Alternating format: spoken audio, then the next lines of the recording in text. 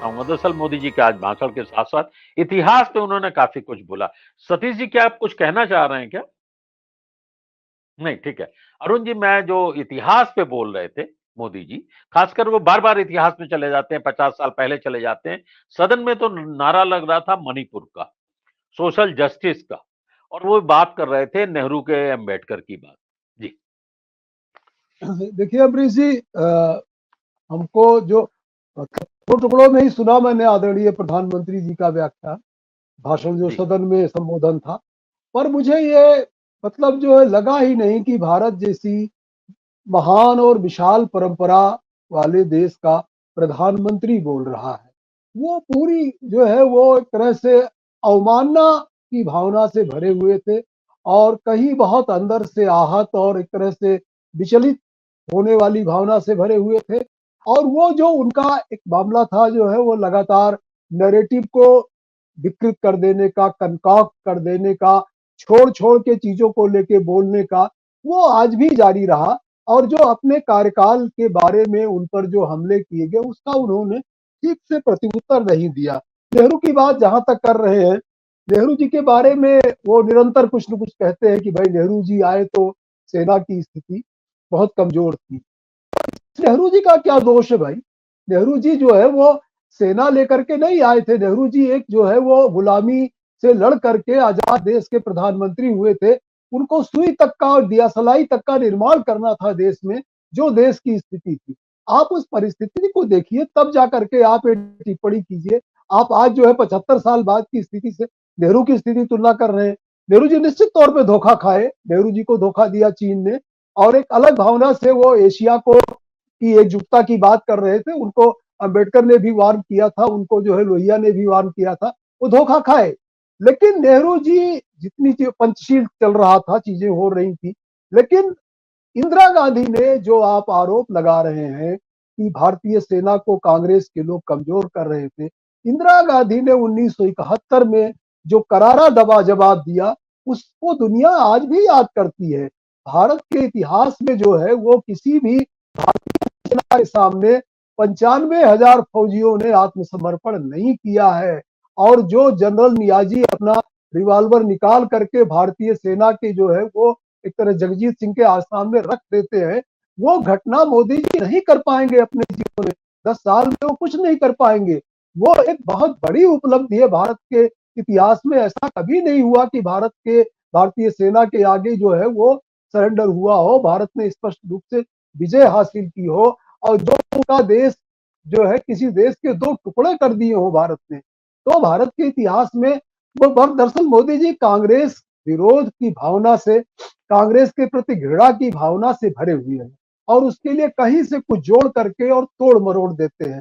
कांग्रेस का एक लंबा इतिहास रहा है, उस इतिहास में दोष भी है, उस इतिहास में गुण भी है। और जी। चूंकि वो आजादी की लड़ाई से निकली हुई पार्टी थी, गांधी के नेतृत्व में आजादी की लड़ाई लड़ी गई थी। गांधी दुनिया के अहिंसा के न सिर्फ उपदेशक थे, बल्कि अहिंसा की अपने आप में प्रयोगशाला थी। अहिंसा का प्रयोग करने वाले दुनिया में उतने बड़े व्यक्ति नहीं हुए। वो भारत को भी अहिंसा की प्रयोगशाला बनाना चाहते थे। आजकल की जो दुनिया है, नेशन स्टेट मिलिट्री और तमाम चीजों में, उसमें गांधी के विचार तुरंत नहीं फिट होते। इस भ्रम में हमारे लोग रहे भी हैं। लेकिन ये सीमा पर गांधी ने इजाजत दी थी सेना की लड़ाई की। वो इजाजत दो है, वो गांधी ने ये नहीं कहा था कि देश के भीतर लड़ाई लड़ो। आज के लोग यही करते। अंबेडकर की बात की मोदी जी ने, अंबेडकर ने जो इस्तीफा दिया था, अंबेडकर ने जो है वो किसी आरक्षण के मुद्दे पर नहीं इस्तीफा दिया था। अंबेडकर के जो इस्तीफे का मसला था वो हिंदू कोड बिल का मसला था। और हिंदू कोड बिल का विरोध करने वाले यही लोग थे जो इनकी विरासत के लोग हैं। हिंदू महासभा के लोग थे, करपात्री जी थे। ये जो कट्टर हिंदुत्व है वही अंबेडकर का विरोध कर रहा था। नेहरू जी उसमें कर रहे थे, समझौता करा रहे थे। राजेंद्र प्रसाद जिनकी विरासत को ये ओन करना चाहते हैं, वो लोग विरोध कर रहे थे। कांग्रेस के भीतर भी उदार और अनुदार परंपराएं रही हैं, लेकिन भारत में जो अनुदार हिंदू है वो नहीं चाहता था कि हिंदू कोड बिल हो, स्त्रियों को जो है वो एक तरह से तलाक का भी अधिकार मिले, भारत में हिंदू जो है तलाक कर सके, ये बहुत सारी स्त्रियों को संपत्ति का अधिकार मिले, वो नहीं चाहता था। नेहरू जी ने समझौता किया। अंबेडकर कोई दलितों के अधिकार के मुद्दे पर नहीं छोड़ा था, वो स्त्रियों के अधिकार के मुद्दे पर छोड़ा था। स्त्रियों को बराबरी का हक दिलाना चाहते थे। इतिहास को इतना मत घुमाइए मोदी जी, और अंबेडकर को पढ़ लीजिए। अंबेडकर लोकतंत्र के बारे में जो कहते हैं, अंबेडकर स्पष्ट रूप से जो है वो लोकतंत्र को जाति क्या की जो संरचना है ऊंच नीच की, जिसमें जो है वो नीचे के प्रति अवमानना की दृष्टि होती है, ऊपर के प्रति सम्मान की दृष्टि होती है। हिंदू समाज का ढांचा जब तक नहीं टूटेगा, तब तक भारत में वास्तविक लोकतंत्र नहीं कायम होगा। का भारतीय जनता पार्टी और संघ परिवार ने ओबीसी की बात कर रहे थे मोदी जी। आज याद कर लीजिए, हम लोगों के जीवन में घटना हुई है, हम लोगों के बाद वाली पीढ़ी शायद ना याद करे। जब मंडल आयोग की रिपोर्ट विश्वनाथ प्रताप सिंह ने लागू की, आपने तो वीपी सिंह को इतना कवर किया, आपने निजी इंटरव्यू भी लिए होंगे। उसके ठीक बिल्कुल, प्रतिरोध में, ये मैं नहीं कर रहा हूं मंदिर आंदोलन तभी से शुरू हुआ था, मंदिर आंदोलन की शुरुआत हो चुकी थी, लेकिन उसके ठीक प्रतिरोध में आडवाणी जी ने रथ यात्रा शुरू कर दी, क्योंकि मंडल कमीशन आ गया। स्पष्ट उद्देश्य था। और वो संघ के लोग, बीजेपी के लोग कहते थे कि मंडल ने समाज को बांट दिया है। आज आप जो है ओबीसी आरक्षण के लिए बड़े डिफेंडर हो गए हो। पूरा मंदिर आंदोलन ओबीसी आरक्षण के विरोध में किया गया आंदोलन है। ओबीसी या अन्य पिछड़ी जातियों का जो सबलीकरण हो रहा था, उसके पहले कांसीराम ने जो सबलीकरण किया था, उसके विरोध में आपने आंदोलन किया था। तो इसलिए आप इन चीजों को भुलाइए नहीं। आप ओबीसी को जो है का अपमान कर दिया राहुल गांधी ने। ओबीसी का अपमान राहुल गांधी ने नहीं किया था। राहुल गांधी ने जो है कोई स्टेटमेंट दिया जो जनरल स्टेटमेंट हो सकता है, लेकिन आप उसको उस तरह से लपेट रहे हो। तो और दूसरी चीज, बड़ी चीज ये है कि मुझे इससे जो है वो बहुत, एक जो व्याख्या है जो राहुल ने की थी, उस व्याख्या के प्रतिरोध में जो है जो बात प्रदर्शित कर रहे हैं और जो बात बाहर बहस में चल रही है, राहुल गांधी और मोदी दो अलग भारत के विचार हैं। मैं इसको व्यक्तिगत स्तर पर नहीं ले जाना। ये विचार परंपरा है, विचारधारा है। राहुल एक जो है अहिंसक भारत की, उदार भारत की, समन्वयवादी भारत की, सहिष्णु भारत की कल्पना कर रहे हैं। मोदी एक हिंसक, एक अनुदार, एक गैर समन्वयवादी और एक आक्रामक भारत की कल्पना कर रहे हैं। ये दो दृष्टियां हमारे सामने इस राष्ट्रपति के अभिभाषण पे प्रकट हुई हैं।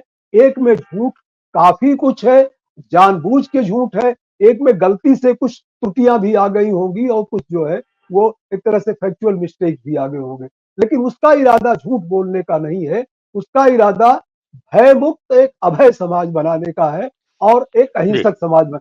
जो अहिंसक व्यक्ति होता है वो निश्चित रूप से अभय होता है, चाहे वो बुद्ध रहे हो, चाहे महावीर रहे हो, चाहे वो गांधी रहे हो, चाहे वो ईसा मसीह रहे हो, चाहे वो गुरु नानक रहे हो, जिसके बारे में राहुल ने जिक्र किया। मुझे लगता है फोटो वगैरह नहीं दिखाना चाहिए थी, वो एक अलग बात है।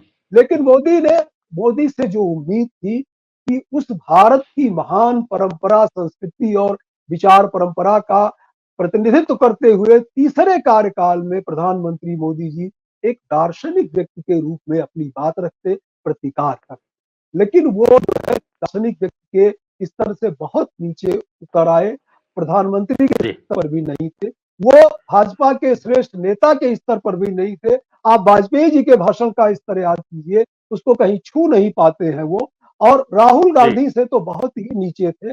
इसलिए इतिहास को मिसकोट किया उन्होंने। मुझे लगता है उन्होंने निराश किया है और उन्होंने टकराव की एक राह खोली है। अपने टकरावपूर्ण रवैये से वो हटे नहीं है। ये देश और संसदीय लोकतंत्र के हित में नहीं होगा। अगर वो संसदीय लोकतंत्र की चिंता करते हैं तो इस तरह की चिंता से लाभ नहीं होगा, चिंता का तरीका बदलना पड़ेगा। सत्य हिंदी का ऐप डाउनलोड करें गूगल प्ले स्टोर पर।